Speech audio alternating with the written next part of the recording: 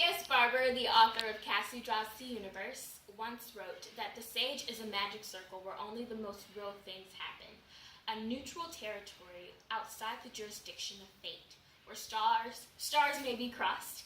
No truer or real place exists. Today I'm going to teach you guys on how to block a scene in a play. I know most of you guys have seen a stage, right? You all know what a stage looks like, right? Well, I bet you guys are probably wondering, how in the world can people take something so bland as this and create these beautiful stage pictures like these? And that is from the musical American Idiot by the band Green Day. The photographer who took this was Christina Sejos. Pretty picture. Here's the definition of blocking. I know that most of you guys are probably wondering, what does blocking even mean? Well, to simply put it, it means the movement of the actors on stage. Or, more elaborately said, these are the stage movements and positions that the director works out with the audience or with the actors during rehearsal to create kind of like a dramatic effect. And the Laguna Playhouse said it on their website. The history of blocking, well, before the concept of blocking or the movement of the actors on stage was created, actors literally just stood on stage and delivered their lines, which was pretty boring, right? Actually, to be honest, there's no particular person in history that scholars can pinpoint and say that this person created the concept of blocking. But we can assume that since the ancient Greeks created the art of theater, we can guess that the very first actor, Thespis, kind of had a lot to do with creating blocking.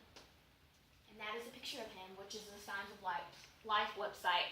I really like this website because it really goes more in depth about the history of theater and, the stages and everything, and I really love it. Before I teach you on how to block, I just wanted to inform you that it is the director's job to determine the blocking or the movement for the actors on stage, and that's because the director knows the artistic vision for the show and knows the message that the audience needs to receive through the lines or through the blocking or the, physical movement of the actors on stage. Now it's time to teach you the areas of the stage, which has a lot to do with blocking because you must know where to go in order to do it, right? Well, the areas on the stage consist of these three basic areas: upstage, center stage, and downstage. And with those three basic areas, it can be divided into those 9 sections. Upstage right, center stage right, downstage right, upstage left, center stage left, and downstage left.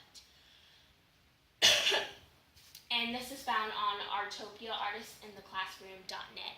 This website helps the classrooms get these diagrams on how to teach the areas on stage for like high schoolers and middle schoolers. I really love it.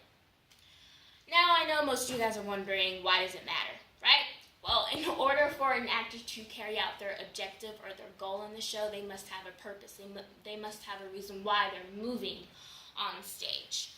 And plus, if a director just lets the actors roam on stage, there's a huge possibility that people might bump into each other, which leaves the audience, very confused, and the actors feeling very unsatisfied because they feel like their work is getting unnoticed. So, in order for you to determine the movement or the blocking for the actors, you must consider 2 things: composition and picturization. Composition is literally your blocking, where you are positioned on stage, center stage, down stage, etc. The picturization is up to you as an actor, what your character would do in that scene. For example, in The Glass Menagerie, written by Tennessee Williams, the mother in the play could be compositioned upstage center, but it's up to the actress that plays the mother to come up with the picturization. Would she be crying upstage? Would she be drunk upstage? It's up to her to come up with that. You must also consider the character's lines in the scene, because if the lines don't match the blocking, it leaves the audience very confused, and it leaves the actor very awkward, feeling very awkward on stage because they don't feel natural in that state, and it's very hard for them to perform awkward, right? And that's why it's important to know what the characters will say, because it adds highlight to your blocking and to the scene. And blocking creates relationships and contributes towards the pace or the heartbeat of the show. Basically, the heartbeat is, if the lines are going super fast, it means that probably the scene's intense. If the lines are going slow, it means that probably the scene's kind of depressed or sad. Now you know how to block a scene in a play. Today I taught you about the importance of the areas of the stage and how they contribute towards blocking. Lastly, I'm going to leave you with this quote that I left you with before by William Shakespeare, "All the world's a stage." And I believe it so much because it doesn't matter what career field you're in, use your talents to contribute towards a better society. Thank you.